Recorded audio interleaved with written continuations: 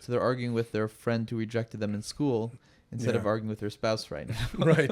So each of them are arguing with a past person. Right. And they're getting angry, but not at each other, but at imagined versions of each other. Right. From the past. Right. Because the interpretation is through that lens. Well, you've seen people who can't do things in Judaism because of it. You find them that they panic when they open a Gemara. Learning is a good example. Learning is a very good example. What happens when they open a sefer? They freeze, they shut down, they space out, they daydream. Davening, you see the same thing? Same thing. Either they don't daven or they fake davening. You do psychedelic integration. Mm-hmm. So you have seen quite a few people who've done it. Many who've done it. Maybe 40, more than 40 already. You've seen 40 people who've done it. In the past 5 years. Beyond Therapy, bringing you emotional well-being. Welcome, Avi Davis. Thank you so much for coming on. My pleasure. You are one of the hidden gems of Toronto, an experienced therapist for 20 years already. Been doing this and working with the Frum community and helping people. You bring a lot of that experience to Toronto. Like people run to New York for therapists. They don't know we have you right here. I wanted to ask you, first of all, anxiety. Anxiety is like this huge topic. It's a real struggle, and people who don't have anxiety can't really understand what anxiety is, which makes sense. If you don't have a lived experience of it, it's hard to really wrap your head around. Why is it so hard to struggle with or beat or navigate? It's. So let's say we have somebody listening right now knows somebody in their life struggling with anxiety. Mm-hmm. And that person, it really debilitates that person. Mm-hmm. And the person, they can't have enough compassion for the person because, just come on, get your life together. Right? How would you explain to them the experience of having anxiety? How would you explain to somebody who's not feeling it? That's a very good question. And get them to have that compassion and space for another person. Mm-hmm. I'd probably give an example of what they struggle with in their own lives, because everybody has struggles to some degree. It may not be anxiety, but it'll express itself in some stress-related things that are pretty consistent. So imagine those stress, related things that make you stressed not for a week or two, but for 5 years. Imagine living under that stress for 5 years. What would that look like for them? Right. In their thoughts, picture and their your behaviors. most intense basically you're saying picture a very stressful time in your life when your business was collapsing, whatever it is, and this guy's going through that on a daily basis. That's right. His business is collapsing every day. That's right. Exactly. Panic attacks. That's even more debilitating. Much more debilitating. Yeah, what's happening then is that the person is feeling like there's a severe emergency going on. Yeah. And their body's responding as such. Yeah, and it's very scary. And people think they're having heart attacks. They might get lightheaded. They might feel like they're going crazy. They can't manage it. They can't control it. They have to leave that physical space and go somewhere else. But come on, just get your life together. You realize it's stupid, right? You realize it doesn't make sense. Right. I think we have different parts of the brain. Yeah, if you're come on, just stop thinking that way. Obviously, you're not having a heart attack. Right. Just calm down. Right. Calm down.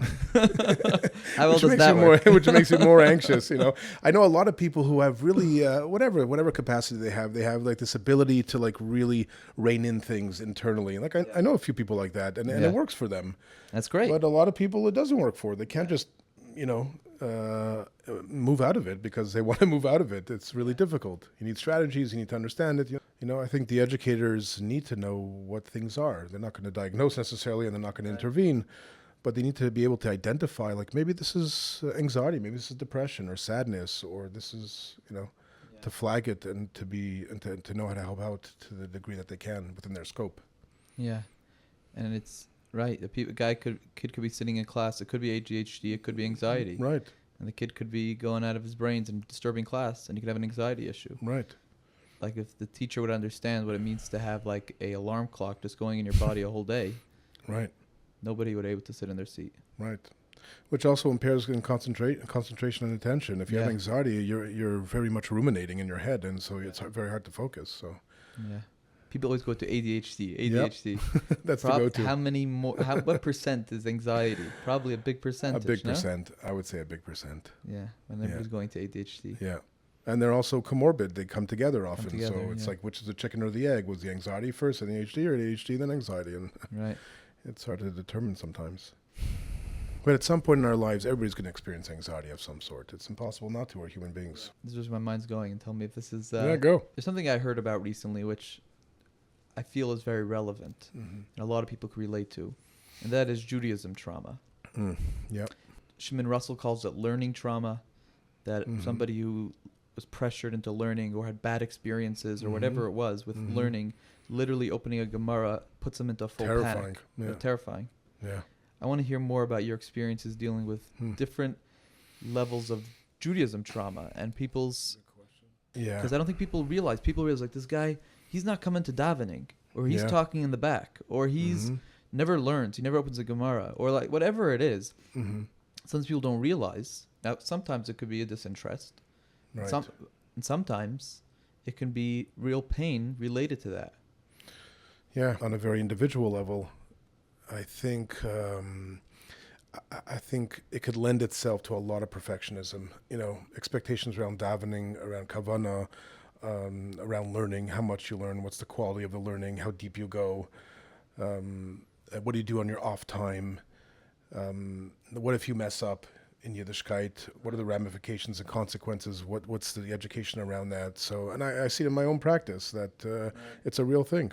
Well, you've seen people who can't do things in Judaism because of it. You find them that they panic when they open a Gemara. Learning is a good example. Learning is a very good example. What happens when they open a Sefer?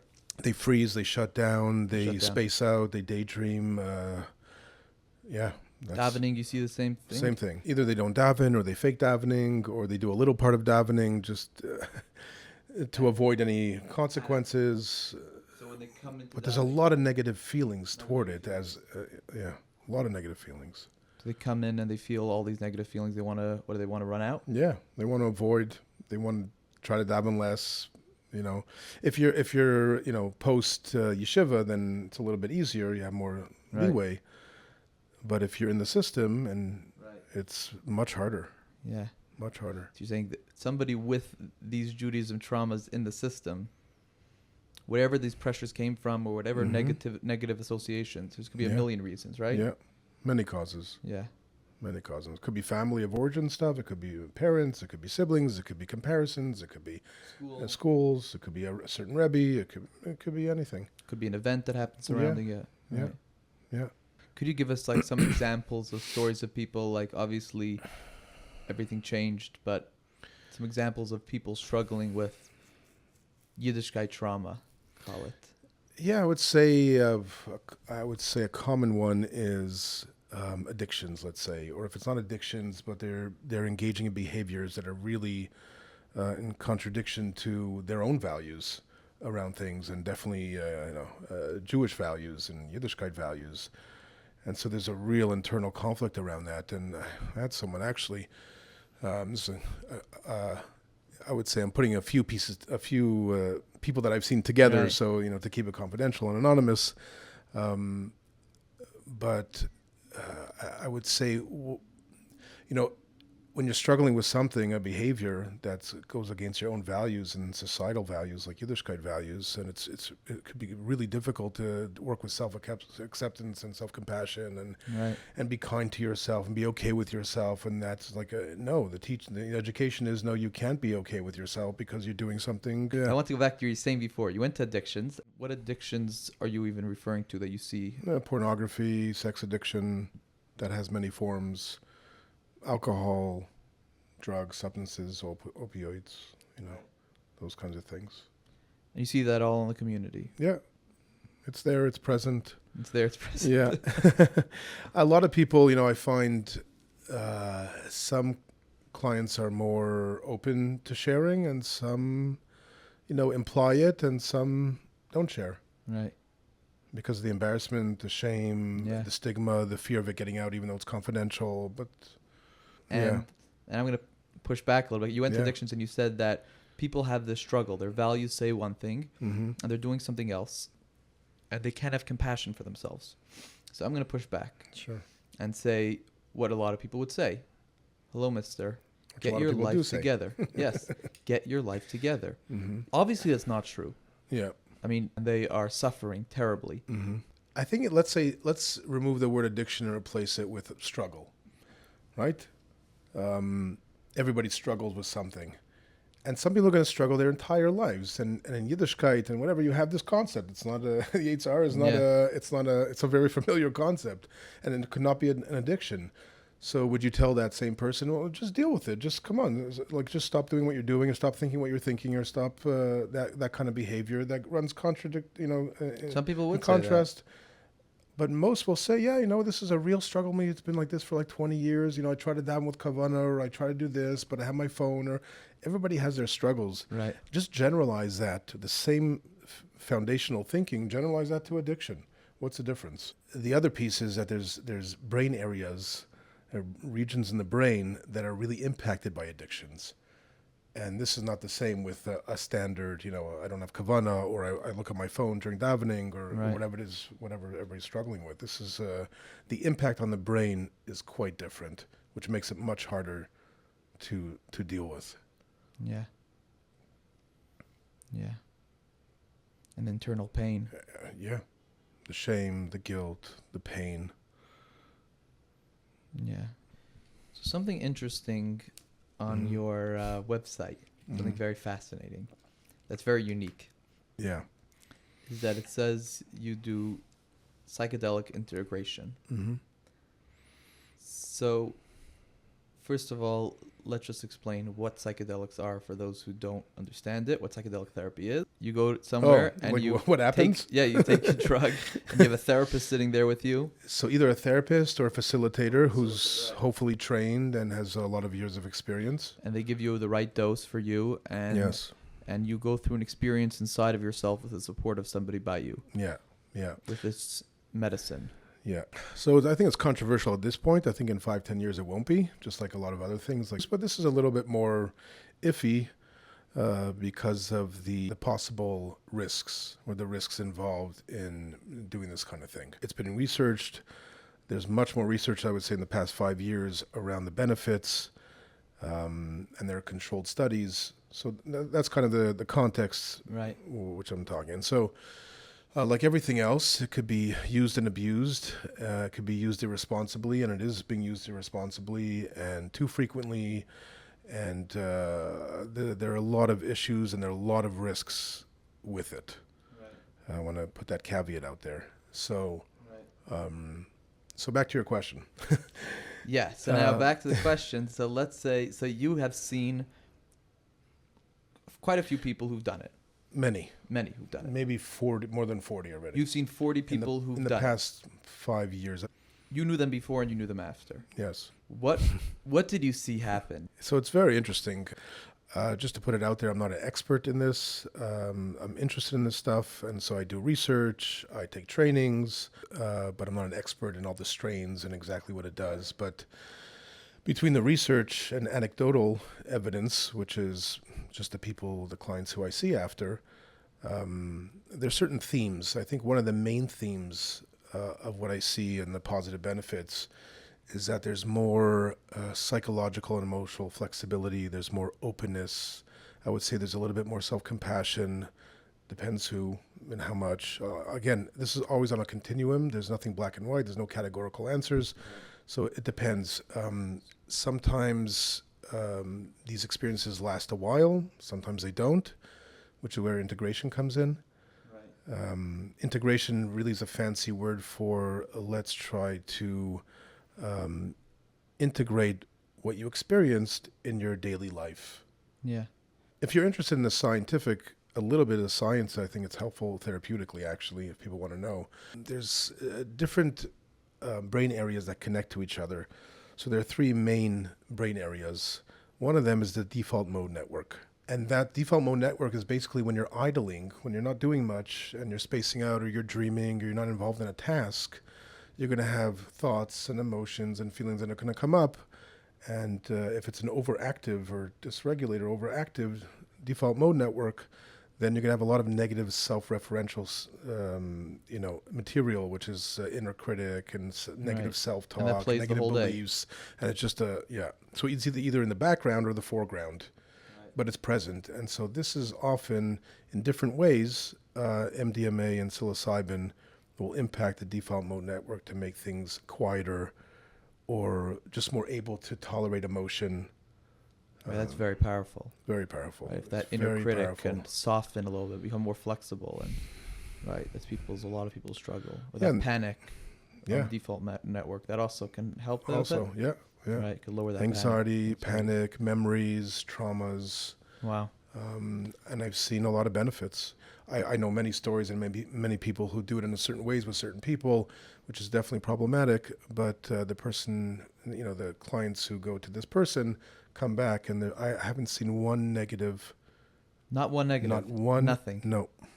Right, Not you yet. said a I caveat don't- before that it is risky, and I guess doing it It is a risk. in a safe way, but you haven't seen one negative experience. No, it's very risky for someone who has psychosis of any sort, definitely bipolar, schizophrenia, and those are contraindicated, and again, it's hard to know. How do you know if that person is going to be okay?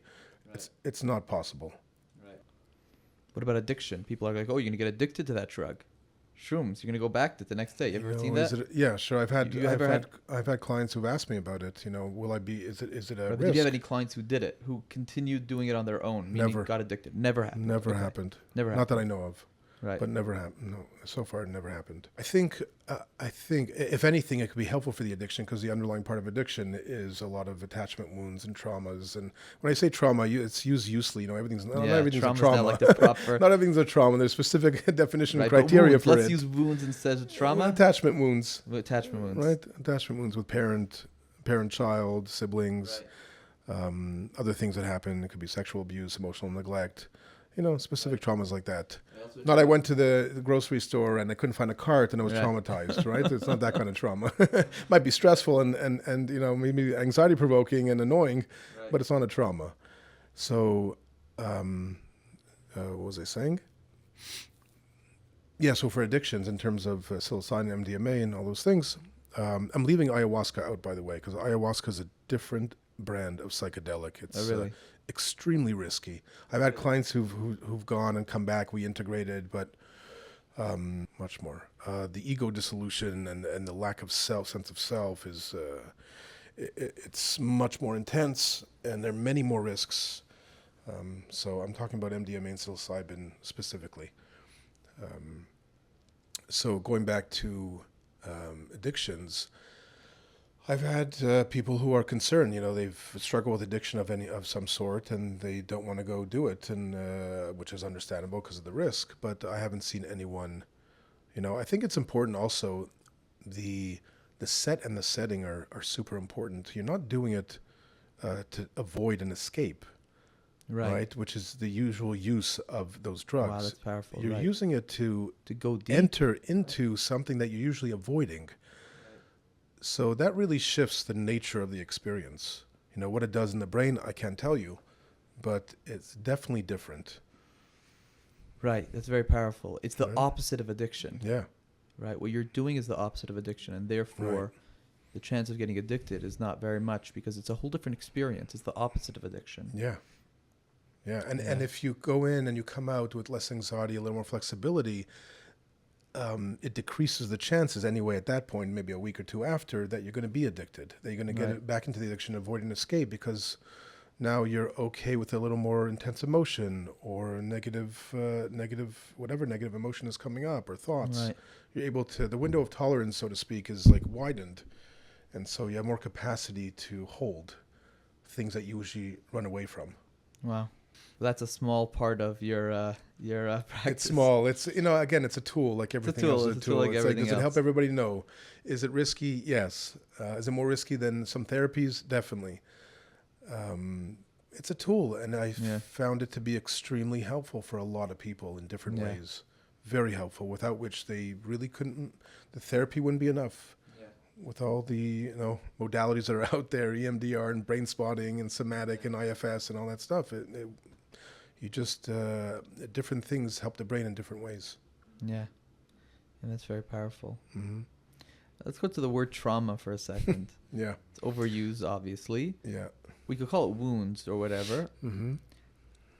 I think people know more the idea of trauma or wounds interchangeably. I'm not trying to focus on the word trauma, but by what's called in the therapy world as big T traumas. Yeah. You get into a car accident, sexual abuse, things that happen are big events, and people understand that. People have a harder time understanding that there's an existence of another type of wound/trauma that is tiny events that seem insignificant added up. And I want you to explain that to people a little bit. Yes. And what that means. You could have somebody who's in front of you who's in a full panic mode, but no one event happened, right? Am I correct? Right. Yeah. It seemed like, where's it coming from? Where's it coming from? Where's it coming from? Right. Or why are you always anxious? Or most of the time, why, right? Right. Why You have trauma. You have no chronic trauma. Right. So what does that mean? That tiny events added up can... What does that mean? Yeah, it's a good question. And my clients ask the same, or maybe they don't ask the question, but maybe they're trying to understand, like, how did I become the way I became? Or why do I do what I do? Why do I feel what I feel? I didn't have, my parents were pretty good. They're pretty loving. I got the basic needs met and really met, food, shelter, schools, vacations. Right. Things were pretty Grand good. life. Pretty normal, pretty good. Okay, my father was this, my mother was that. Okay, so that's like everybody else. Right. We have non-perfect parents, just like I am. I'm not a perfect parent, and right. Yeah. I would explain it like this with this kind of metaphor. Maybe this could be helpful. That a single T trauma or like a single event, like a sexual abuse. Well, that could be ongoing also. Right. But let's say it happened at a certain age at one time. That would be like a cut, like a real big cut on the arm. It's like, wow, that's impactful, and that's bleeding, and we need to take care of that, and that's a trauma. Whereas you have like many cuts, small cuts, over and over. You're just cutting over and over, and maybe in the same spot, maybe in a different area, and it hurts. But they're not too big. It could be like a criticism by one of the parents, but they're critical, over 10 years. Right. It's like this expression of death by many cuts. I think it's right. I think that's the expression, right? So you're saying it's a slow, you had constant criticism for 10 years. Constant enough. Constant enough. It doesn't have to be every day even. Right. Right. Or a general dissatisfaction with the child, or fear of one of the parents, or we don't talk about emotions. It could be like an implicit message or explicit message, right? Some people say, "Don't cry, don't cry." That could be a very explicit message, and so you can invalidate emotions through that. Some kids will be okay with that, and some kids won't. Right. Can you tell some more examples of like small events that happened over people's lives and really affected them? Yeah, I would say, let's say there's one of the parents is not so well, either physically or emotionally. And so it could be either parent. And so sometimes they're present and they're available and they're hanging out with their kids and they're doing things with their kids, or they're doing homework, or they're paying attention. And for like 2 weeks out of every month and a half or whatever, they're in bed, or they're angry, or they're irritated. Right, and so it's not every day. Angry, irritated will relate to more people. Because I think most people in the frum community wouldn't lie. It's people who end up in bed, but most people would stay functional, just get very angry. Yeah, just mask correct. it that way. I think in our community, we're more like that. It's not uncommon. It's really not uncommon. No, not at all. Or just emotionally unavailable parents, very unintentionally not emotionally available. They don't have the capacity or the skills or the emotional intelligence to attune to this particular kid who might have needed something different than another kid, right? So we talk about it as good enough parenting, right? It's not going to be perfect parenting, but sometimes it's not good enough parenting for that child. Enough, yeah. Right, for another child, it was great. It was fine. Yeah, they look, my sibling It was great did amazing. or fine, right? Yeah. Like what's wrong with me? And it's not that what's wrong with you. It's that you needed something different than your parents didn't know how to give it to you. It's like, let's say you go to one parent and you're reading someone to validate you, and they give you advice and say, it'll be okay, don't worry, it'll be fine, which is very loving. Yeah. And they hug you and kiss you. But what you really needed was like, yeah, I understand, I get it. I understand why you're upset. And it could be just that. But over 10, 15 years, it has an impact for that child. Right. And the person, I guess, doesn't have space for their emotions. That's what you're saying the impact would be? Yeah.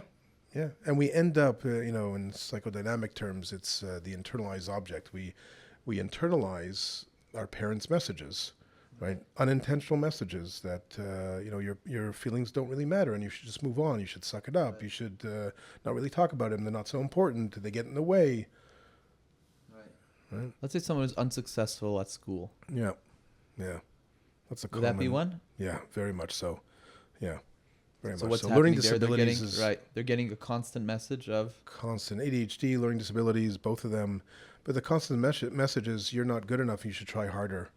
wow. Or you have the potential. You're so smart, but you fall short. What does And- that do to a person?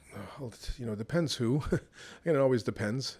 And depends how what's done at home with that. Right. Are they getting the same messages school and home in a negative way, negative feedback all the time? To sit down, do your homework. Why can't you do this? And how are the parents responding to it? And how are they navigating that? Right. And what are they doing to help and support the child? If hopefully they know what to do. I think nowadays it's different because there's much more information out there and we're more knowledgeable and it's less stigma and all those things. So I think it's different than 10, 15, 20 years ago. Yeah. Very different. Probably a lot of adults today would have that feeling of, I was looked down in school all the way through. Right. And that builds an adult who has what type of self-image? Yeah. Yeah. Not a great one. It could impact them generally, or it could just kind of stay localized. But when I mean localized is, let's say, an example would be, I'm just thinking of something relevant. Oh. So the person might have self-esteem outside of, let's say they want to go into their own career. They're trying to find their career. Like they don't know what to do exactly, but they're afraid of learning something new. Wow. Right, so they could have confidence in sports, some confidence with their they're relationships. successful They were at. successful. They had peers. They grew up. Right. They had close friends, or they got along. They weren't bullied. All those things. So they're confident in those areas. But when it comes to learning something new, There's a wound there. there's a real lack of confidence and a learned helplessness. Like I don't know if I can. I'm just going to fail. I'm not good enough. I'm not good. I'm not smart enough. I'm not capable enough. I might be smart, but I don't know how to focus so well. I never learned that skill. I was always told that, You should work harder. you should work harder. Right, and that could apply. A guy's trying to open a Gemara when he's older, and they got that Same message. thing. Same thing. Same A guy thing. Any kind of apply learning. it to relationships also. You Yeah. mentioned the guy didn't get bullied. The guy did get bullied. Correct. That could have that message that he can't build relationships. That's right. Or I'm not wanted. I'm not liked. I'm not valued. I don't matter. I don't say anything interesting. I'm not interesting to people. Right, and you go to the guy and say, "What event happened?" Well, this guy said this comment to me. Who cares? It's a stupid comment. No, but it's a million of those. Right. It's a adding lot of up. those, yeah. Yeah. It's not just one or two. People don't really get impacted for 20, 30 years because By one or there's two one or two insults. comments. Yeah. Quite rare. Yeah. It doesn't even have to be a comment. It could just be the expression. It could be, yeah. Or Like every could be the teacher just experience of looking at you being like- excluded. Excluded. Right. That's a powerful one. Abandoned, excluded. Yeah. Those are very powerful words Yeah. that people really get affected by. It's like what's not there, right? It's like the lack of. So nobody's really engaging you and bringing you into the Yeah. into the peer group or whatever it is, and it's the lack of. The lack of that can Nobody's be very paying attention to me. right. Nobody cares about me. I guess I'm a loser. Wow. I guess, I'm not liked. I'm not interesting. I'm not cool. It could be anything. And these aren't necessarily traumas. These could be negative experiences over time. Like, how do you define a So trauma? let's And call it's a gray a area. wound. Yeah, it's a wound. And for some people, that wound will impact them for a very long time. And for others... The idea of that but people like to use the word trauma Yeah. is the idea of that it affected my nervous system, and and that part is true. That Right. wound is affecting your nervous system till today, and your body's reacting to something that doesn't exist because of a bunch of small events. Right. And that's Right. correct. I'm going to add something to that. I think originally it was called actually developmental trauma. And it was attachment trauma, developmental trauma. Developmental trauma is it's a clear, it's self-understood that over your developmental years from 0 to, let's say, I know they say 5, but even later, 0 to 10, let's say, those are core years and things are very much entrenched, right? In the brain, in the nervous system over many years. And so developmentally over their developmental years, it stays kind of stuck in that state often. Right, so you might have a relationship that you feel really impacted by, like, oh, why am I being rejected? Why am I being criticized? And the past kind of is activated in the present, right? So you feel like it's happening now, and this person Wow. is doing it to me, when really it's an old template being imposed On a new situation. on a new situation. The brain says, oh, this is similar. This is similar. So let's imagine we have you have a husband and wife sitting next to each other, each with their own past. Yep. And what happens when they have an argument now? That's a very good question. So everybody has a past, right? Right. So they bring in their old family of origin stuff and their beliefs about themselves, their beliefs about how others should be, how their partner should be, and their needs, and everything comes to the fore. So when you talk about communication, like everybody comes in and they have most people have communication problems, but what does that mean? Right? What is communication? What are the underpinnings of communication? There's emotion, there's beliefs, there's beliefs about self, expectations. It's loaded. Yeah. Right. So you have to unpack that to understand what's the. So they could be having an argument in the moment, and they could be thinking that the other spouse is saying something that they're thinking that they mean something that they completely don't mean. That's right. Right. Yeah. Either their interpretations, because their lens or their glasses that they have, or it's all a lot of it filtered through that. So they're arguing with their friend who rejected them in school instead of arguing with their spouse right now. Right. So each of them are arguing with a past person. Right. And they're getting angry, but not at each other, but at imagined versions of each other. Right. From the past. Right. Because the interpretation is through that lens. Not all the time, of course. Right. It's always on a continuum, but sometimes. But that would be a disaster. Yeah. Yeah. And it is. I think a lot of it, the things that I work with couples, is that, Realizing. Is this yours or is it your partner's? What's your responsibility here in the relationship? Right. Is your partner insulting you, or are you reading it as an insult because something happened in the past? That's right. Yeah. And so a lot of times, if you have family of origin wounds, attachment wounds, you're going to personalize a lot of things that aren't really personal. They're more situational. Right. And they're just relational. That's just the nature of relationships. Wow. So these small little events in life shape people's lives so much, shapes our relationships very deeply, marriages. Very much so. Yeah. A lot of marriage problems. And I guess, what's the first step for a couple? I guess the education of it is already helpful. But what is the first step for a couple who finds themselves getting into arguments? Somebody told me, Gabor Mate said that how big is everybody says, I'm getting triggered. Triggered is a very big word today. It's the same thing as trauma. Yeah, very big word today. So he said, on a gun, did you hear this ever? Maybe, I don't know. He said on a gun, how big is the trigger? Right. Tiny little button. Tiny. Yeah, but how big is what is most of it? Most of it's the gun. Right. So he said, people think, like, I get triggered by this. You get triggered by that. The trigger's tiny. It's very easy to flick the trigger. Correct. What the guy is triggering is he's not causing it. You have this full gun of wounds inside of you and of opinions and way you look at the world, your glassy way you look at the world from your experiences. That's your full gun. He just touches the trigger, but it's your gun that's messing with you. So that's right. Either you can get upset that he's pushing your little trigger, or you can work on your gun. Right. And work on what's going on inside of you. Right. And your reactions to things that are just pushing a tiny trigger, they're not such a big deal. But you have this loaded gun ready to go to shoot the second somebody touches it. That's a very good metaphor. Yeah, but it's true. Yeah, it's a very cool one. The trigger is often, the situation is often similar enough, and it could be such a subtle similarity, or it feels similar, right? And the brain is wired to protect, emotionally, psychologically, physically, and so it's going to be very, very quick with that sensing of similarity, and so it's going to go into protective reactive mode and reactive protective mode. Therapy is not affordable. Yeah, for a lot of people. Yeah. First of all, what's your reaction to that? It's true. Yeah, it's true. It's not for some it is. For, let's say, 30%. I don't know if there's a number out there, but but for the majority, it's hard, especially weekly. Once a month. Right. But you can't do it once a month. Is not great. Not really. If you want to work on something consistently, you need consistency. Right. So you have people suffering. Yeah. Alone.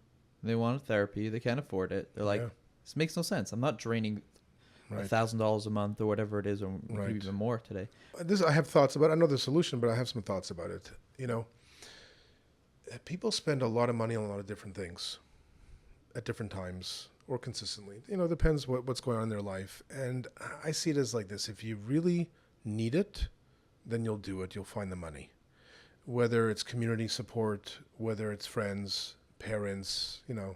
Depends. But if you really want to find the money, for the most part, again, I'm speaking generally, There are always Right. exceptions to the When rule. you need money for something, If you need, because I you see need a it, car, you buy a car. I You see work in it my out. own. I see in my own life.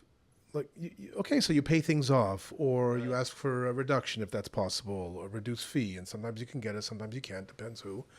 But if you really need it, you'll do it. Again, it's a little bit different because if you need it consistently for a year, that's a lot of money. Most things we don't do consistently for a year unless it's like basic necessities, Right. right? Food, and you keep on you have to go shopping, and clothes, and paying the water bill and electricity bill and mortgage. You know, it's really not the same. But at the same time, a lot of people can't afford it, and that's it's not a judgment. I get it. Yeah. I have lived experience of living in Toronto and Can't paying afford bills, anything, right? yeah. It's really difficult, and it's a struggle, and it's a stress. But there is community support, you know. But people who in Toronto, the therapists also have to make money. You know, Yeah. it's really. In order to live. I was very reluctant to raise my fees, and I've been told, what are you doing? Why are you charging so little? And Yeah, you're because still, of that, how much are you charging now? I charge $250 an hour. $250 an hour. So it went up. Yeah, I used to charge $220 for $250 an hour. Right. And the ones in the and States, it's a lot. I hear, are charging $300 an hour American. For 3 and up. 3 and up. Yeah. Toronto's still Yeah, a little lower than the States. Still, which is nice. yeah, it is. But it's and so It's I'm like 500 balancing. Canadian almost. Yeah, it could be more. Yeah. Depends who you go to in New York or New Jersey or whatever it is. But I recognize it's a lot and people can't afford it, and it's unfortunate. But I'm balancing my So my tell needs. me, and how fancy of a house do you live in? You must be really loaded. I As people wish. think. I People wish. think that therapists, they're charging $250 an hour. They must be loaded. I know it's not. It's even such a close. myth, right? It's middle class poverty. Middle class poverty. Right, you could be making on the books. It looks great, and in reality, you're paying $30,000 for tuition for a Right. kid in the States, Yeah. right? Or $30,000. You know, you have 3 Yeah. boys, so you, taxes, and it's gone. It's gone. The money's really, gone. It's really, I wish if I was making money charging $200, I wouldn't raise it to $250. Right. If you were able to. Right? I wouldn't cover because I everything you know needed, it's an yeah. expense, and I understand that, and I'm sensitive to that, and I'm trying to balance what I need and what my family needs with people who I see. I want it to be affordable. Yeah. Like I want people to get the help, but that's kind of the balance. Yeah. You know. If you can give one message to our community, Mm-hmm. shout it from the rooftops. Everybody hears it, takes it in, about mental health. What would you say? I think if you're struggling with something, you're normal. Because if you're struggling with something, then someone else is probably struggling with that same issue or similar issue. And we all struggle in some way, even though on the outside with social media and other, what our own brains do to ourselves in comparisons, we get lost in that. I would Right. say that's the message. You're not the only guy in shul struggling. Right. That's Yeah. right. And when you start to talk to people, if you speak to a friend, it's like, you try it out, you take a risk, and you realize like, oh, you're dealing with that too, or you're also struggling. Oh, I didn't know you struggle with that. And this, I think that decreases the isolation and the negative feelings that we have of ourselves sometimes. Yeah, I think a lot of people don't take risks. I mean, there's concern, if things are going to get out, if it's confidential, and we live in a small community, even though it's quite large, but it's small. There are not many degrees of separation, and so there's a concern around that too, which is unfortunate. But I think if we take the chance and risk, Have vulnerable conversations. have vulnerable conversations with people that can maybe hold space, or you realize, oh wow, this is really a good person to talk to. Wow. And that could bring a lot of really healing. healing, decreases isolation. They might share, relationship deepens. It's a given. Thank you so much for coming on. My pleasure. Really appreciate it.